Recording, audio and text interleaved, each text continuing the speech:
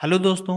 O level का जो आपका सेकंड पेपर होता है, वेब डिजाइनिंग एंड पब्लिशिंग, ये जो सेकंड पेपर आपका है M2R5.1, इसका जो चैप्टर 1 है इंट्रोडक्शन टू वेब डिजाइनिंग और जो चैप्टर 2 है एडिटर्स, इन दोनों चैप्टर्स की कंप्लीट जितनी भी थ्योरी है उन सबको हम लोग हिंदी और इंग्लिश दोनों में समझेंगे। जितने भी टॉपिक्स हैं उन सारे टॉपिक्स को हम लोग इस वीडियो में बहुत ही अच्छे से समझ रहे होंगे, तो ये वीडियो लास्ट तक की जरूर से देखिएगा। अगर आप ये सारे टॉपिक्स समझ जाते हैं तो इसके कोई भी अगर क्वेश्चन आंसर आपसे पूछे जाएंगे जो कि आपसे थ्योरी में पूछे जाएंगे, ऑप्शनल होंगे, तो आप बहुत ही आसानी से कर पाएंगे। इससे बाहर एक भी क्वेश्चन आपको देखने को नहीं मिलेगा। तो बिना किसी देरी के स्टार्ट करते हैं। जैसा कि हमारी फर्स्ट बुक का नाम है वेब डिजाइनिंग एंड पब्लिशिंग, ये हमारी बुक का नेम है जो सेकंड पेपर हमारा है ओ लेवल का।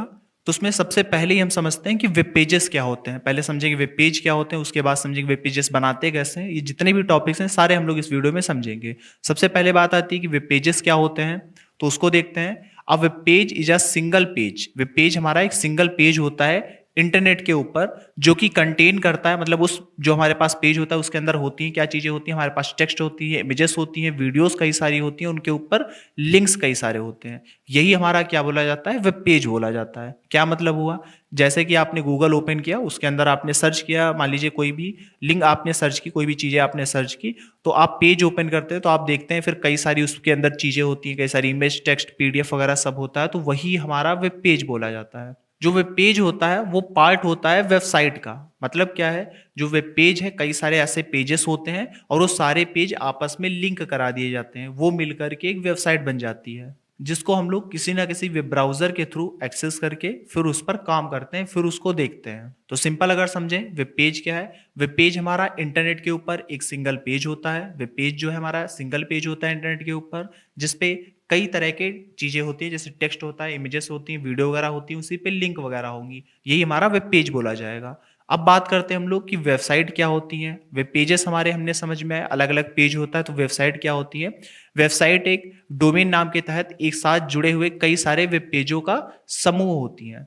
मतलब कि कई सारे जो वेब पेजेस हैं, अलग अलग हमने पेज बनाए, उनको आपस में जोड़ करके एक पास रखा एक डोमेन नाम के हिसाब से, एक डोमेन नेम के अंदर, तो वो क्या बोली जाएगी, वेबसाइट बोली जाएगी। जैसे कि एक छोटे से एग्जांपल की मदद से अगर हम समझें, तो आप एक बुक अगर बनाना चाहते हैं किसी भी चीज को लेकर के, तो बुक का आप नाम सोचेंगे, तो वो हमारा क्या बन जाएगा, डोमेन नेम बन जाएगा। और उस बुक को लिखने के लिए आप कई सारे अलग अलग पेजेस लिखेंगे और फिर उनको बाइंडिंग करके इसी डोमेन नेम के तहत, इसी डोमेन नेम के अंदर, मतलब उस बुक के अंदर आप सारी चीजों को एक साथ बाइंड कर देंगे, एक साथ रख देंगे सारे पेजेस को, तो एक पूरी बुक बन जाएगी। यहां पर वो एक वेबसाइट तैयार हो जाएगी। तो वेबसाइट सिंपल यही है, अलग अलग जो वेब पेजेस होते हैं उनको एक डोमेन नेम के अंदर रख करके सभी को एक पास रखना, ही हमारा क्या बोला जाएगा, वेबसाइट बोला जाएगा।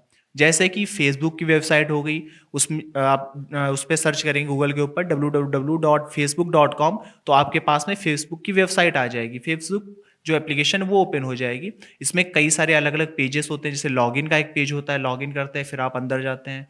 अपनी प्रोफाइल का एक पेज होता है, सेटिंग्स का एक पेज होता है, अलग अलग व्यू जो देखते हैं उनके पेजेस होते हैं, वीडियो का एक अलग पेज होता है। तो ये सारे जुड़ करके कहाँ रखे गए हैं, फेसबुक के अंदर। तो बोला जाएगा फेसबुक एक वेबसाइट है जिसके अंदर अलग अलग वेब पेजेस को जोड़ा गया है। तो आई होप आपको ये दोनों टॉपिक समझ में आए होंगे। अगली टॉपिक की तरफ बढ़ते हैं, व्हाट इज फ्रंट एंड। दो चीजें देखिए हमारे पास में होती हैं, एक होता है फ्रंट एंड, दूसरा होता है बैक एंड। फ्रंट एंड क्या है, फ्रंट मतलब सामने का, बैक एंड बैक मतलब पीछे का। फ्रंट मतलब क्या है, वेबसाइट का वह हिस्सा, एक ऐसा पार्ट वेबसाइट का जो यूजर्स को दिखाई देता है, जो हमें दिखाई देता है और जिसके थ्रू हम लोग इंटरेक्ट करते हैं, मतलब अपने काम करते हैं, उसी को हम लोग क्या बोलते हैं, फ्रंट एंड बोलते हैं। जैसे कि इसमें क्या क्या चीजें आ जाएंगी, डिजाइन आ जाएगा, लेआउट आ जाएगा, बटन वगैरह आ जाएंगी, इमेजेस वगैरह, इसके अंदर सारी चीजें होती हैं, वो हमारा क्या बोला जाता है, फ्रंट एंड बोला जाता है। जैसे आप गूगल के ऊपर गए, आपने कुछ भी सर्च किया, तो जितना भी पार्ट आपको सामने दिखाई दे रहा है वो सब हमारा क्या बोला जाएगा, फ्रंट एंड बोला जाएगा। इसको हम लोग बनाते कैसे हैं, कई सारे मतलब लैंग्वेज यूज करते हैं बनाने के लिए, जिसमें मेनली हम लोग HTML का यूज करते हैं, हाइपर टेक्स्ट मार्कअप लैंग्वेज का, CSS का यूज करते हैं, कास्केडिंग स्टाइल सीट का, और जावास्क्रिप्ट का यूज करते हैं, जिसकी मदद से हम लोग फ्रंट एंड बनाते हैं। जैसे कि यूट्यूब पे आप अगर देख रहे हैं ये वीडियो, तो आप वीडियो प्ले किया, आपने देखा, नीचे कमेंट वगैरह लिखे, तो वीडियो कितनी बड़ी रहेगी, कमेंट कैसे दिखाई देंगे, टेक्स्ट कैसा लिखा रहेगा, ये सब फ्रंट एंड का पार्ट है। सामने हम देख पा रहे हैं, बटन वगैरह सब दिख रही है आपको, तो ये फ्रंट एंड का पार्ट होता है। इसी के आगे सेकंड हमारा आता है बैक एंड। बैक मतलब किसी भी वेबसाइट का पीछे का हिस्सा जिसको हम लोग देख नहीं सकते हैं, लेकिन वो भी वेबसाइट में जुड़ा होता है। जैसे आपने कुछ भी सर्च किया यूट्यूब के ऊपर, तो यूट्यूब ने आपको वही चीज़ें कैसे दिखा दी, कहीं ना कहीं वो सारा पीछे उसके काम चल रहा होता है, वो आपको नहीं दिखाई देता है, तो वही बैकएंड बोला जाता है। डिफिनीशन के साथ समझते हैं बैकएंड क्या होता है। इट हैंडल लॉजिक, कई सारे लॉजिक्स को हैंडल करता है, डेटाबेसेस को इसी के ऊपर हैंडल किया जाता है, और जितने भी सर्वर हमारे होते हैं उस पे जो जो ऑपरेशंस होते हैं वो सब पीछे इसी के ऊपर हो रहे होते हैं, बैकएंड के ही ऊपर हो रहे होते हैं। काम क्या क्या करता है, तो ये इंश्योर करता है कि डेटा हमारा स्टोर सही से हो सके, रिट्रीव सही से हो सके, मतलब वहां से हम वापस सही से लेकर के आ सके, और प्रोसेस अच्छे से हो सके उस डेटा के ऊपर कि क्या हमें देखना है, कैसे देखना है, ये सारी चीजें हमारा बैकएंड के अंदर आता है। तो आई होप आपको बिल्कुल सिंपल लैंग्वेज में चीजें समझ में आ रही होंगी। अब बैकएंड का हम कैसे बनाएंगे, बैकएंड को यूज करेंगे कैसे, ये बात आती है। तो इसके अंदर हम लोग PHP लैंग्वेज का यूज करते हैं, पाइथन इसी में हम लोग यूज करते हैं बैकएंड को बनाने के लिए किसी भी वेबसाइट की। Node.js यूज करते हैं, जावा हो गई, SQL लैंग्वेज हो गई, ये सारी लैंग्वेजेस हम लोग यूज करते हैं बैकएंड बनाने के लिए। एग्जाम्पल में जैसे आपने कोई वेबसाइट ओपन की, तो आप सबसे पहले लॉग इन करेंगे, तो वेबसाइट पे आप टाइप करते हैं अपना नाम वगैरह, और वो वेरीफाई होकर के आपके पास में यूजर नेम पासवर्ड डालते हैं, वेरीफाई होकर के आपका पेज ओपन कर देता है। तो आपको जो सामने सारी चीजें दिख रही हैं वो तो फ्रंट एंड का है, लेकिन पीछे आपकी कैसे ही यूजर वेरीफाई कर दिया उसने, कैसे समझ गया कि हाँ ये आप हैं, वो बैकएंड में काम चल रहा था, पीछे काम चल रहा था, बैक में काम चल रहा था, इसीलिए इसको बैकएंड बोलते हैं। तो फ्रंट एंड बैकएंड आपको समझ में आया होगा, वेब पेज और वेबसाइट आपको समझ में आई होगी। अगला टॉपिक हमारे पास में है what are client scripting languages. दो तरह की स्क्रिप्टिंग लैंग्वेजेस होती हैं, पहली होती है क्लाइंट स्क्रिप्टिंग लैंग्वेज, दूसरी होती है सर्वर स्क्रिप्टिंग लैंग्वेज। अब क्लाइंट स्क्रिप्टिंग लैंग्वेज का मतलब भी सेम वैसे ही जैसे हमने कहा front end back and, same वही क्लाइंट और सर्वर साइड। मतलब क्या हुआ, ऐसी लैंग्वेजेस जो उपयोगकर्ता को वेब ब्राउजर पे चलती हुई दिखाई देती है, मतलब जो सामने दिखाई देता है सारा वो जिसकी मदद से बनाया जाता है, ऐसी लैंग्वेजेस को हम लोग क्लाइंट स्क्रिप्टिंग लैंग्वेज बोलते हैं। जैसा कि हमने अभी बताया HTML का यूज करते हैं, CSS और जावास्क्रिप्ट का यूज करते हैं अपने वेब पेजेस को बनाने के लिए। तो ये हमारी क्या हो जाएंगी, क्लाइंट स्क्रिप्टिंग लैंग्वेजेस, ये सारी हमारी बोली जाएंगी। वही जो किसी भी वेबसाइट के बैकएंड को बनाती हैं उसको हम लोग सर्वर स्क्रिप्टिंग लैंग्वेज बोलते हैं, यही हमारा सर्वर स्क्रिप्टिंग लैंग्वेज बोला जाता है। ये जो हमारी होती हैं लैंग्वेजेस वो सर्वर पर चलती हैं, जो डेटा को प्रोसेस करती हैं, अच्छे से संभाल के रखती हैं और वापस से हमें रिट्रीव करके देती हैं डेटा। इनके लिए कौन कौन सी लैंग्वेजेस यूज करते हैं, तो PHP हो गया, पाइथन हो गया, जावा, Node.js, ये सारी लैंग्वेजेस हम लोग सर्वर स्क्रिप्टिंग में यूज करते हैं। तो आपसे सारे क्वेश्चंस पूछे जाएंगे कि अगर एक पेज हमारे पास में, तो बताइए ये हमारा क्या बोला जाएगा, वेब पेज बोला जाएगा या वेबसाइट बोली जाएगी। इनमें से कुछ आपको ऑप्शंस दे दिए जाएंगे, पूछा जाएगा बताइए इसमें से कौन सी हमारी सर्वर स्क्रिप्टिंग या फिर क्लाइंट स्क्रिप्टिंग लैंग्वेज है, तो ये आपको बताना होगा। तो आपको ये सारी पहले थ्योरी बहुत अच्छे समझ में आनी चाहिए, फिर आप क्वेश्चन आंसर भी थोड़े बहुत देखेंगे तो बिल्कुल अच्छे से आप सारे क्वेश्चन आंसर कर पाएंगे और एग्जाम में भी अच्छा स्कोर कर पाएंगे। बढ़ते हैं अगले टॉपिक की तरफ। What is static website. Static website क्या होती है। अब जो वेबसाइट्स होती हैं वो भी हमारी दो तरह की होती हैं, पहली होती है स्टैटिक वेबसाइट, दूसरी होती है डायनेमिक वेबसाइट। स्टैटिक वेबसाइट का मतलब ये होता है कि जो भी डिस्प्ले सेम कंटेंट, जो भी डिस्प्ले हमें दिखाई दे रहा है, जो कंटेंट हमें दिखाई दे रहा है, डिस्प्ले हो रहा है, वो यूजर को हमेशा वैसा ही डिस्प्ले दिखाई देता रहता है। वो चेंज, उस पर कुछ भी चीजें चेंज नहीं होती हैं। मतलब कि आप एक पेज देख रहे हैं तो हमेशा वैसा ही वो पेज दिखाई देगा, उसमें कोई चेंजेस नहीं होंगे। ऐसी वेबसाइट को हम लोग स्टैटिक वेबसाइट बोलते हैं।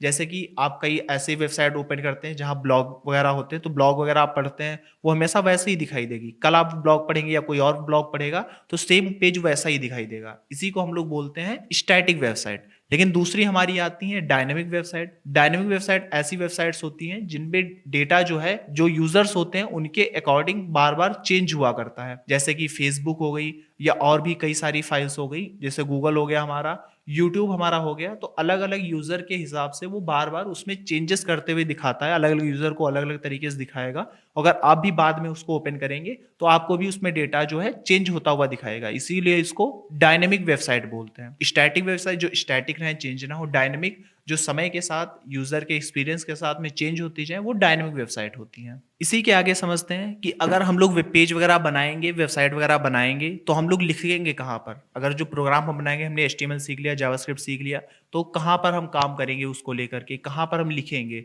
तो जहाँ हम लिखते हैं उन्हीं को एडिटर्स बोलते हैं। तो यहाँ हम लोग सबसे पहले समझते हैं कि एडिटर्स क्या होते हैं। एडिटर एक तरह के हमारे सॉफ्टवेयर्स होते हैं जिनको यूज किया जाता है कंटेंट को लिखने के लिए और एडिट करने के लिए, जो कि वेबसाइट के कोड या प्रोग्राम्स बना रहे होते हैं।